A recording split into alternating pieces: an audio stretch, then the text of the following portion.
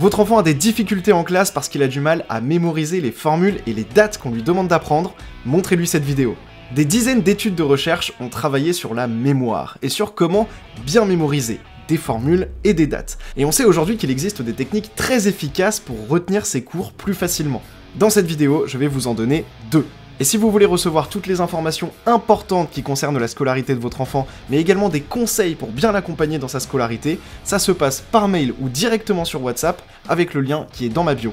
Premièrement, pour bien retenir quelque chose, il faut faire de la répétition espacée. Les études ont montré qu'il est beaucoup plus efficace de revoir son cours 10 minutes tous les jours, 6 jours d'affilée, plutôt qu'une heure en une fois, une journée. C'est pour ça qu'on parle de répétition espacée. C'est ce qu'on appelle entretenir la mémoire. On sait qu'il y a beaucoup d'élèves qui essayent de se débarrasser le plus vite possible de leur cours. C'est une mauvaise stratégie pour progresser. Il vaut mieux en faire un tout petit peu, mais tous les jours. La deuxième méthode pour progresser en cours, c'est l'autotest. Il faut constamment se tester soi-même pour faire de la récupération active. Relire passivement une fois, 2 fois, 100 fois, 1000 fois son cours sera beaucoup moins efficace que de faire des autotests pour avoir de la récupération active.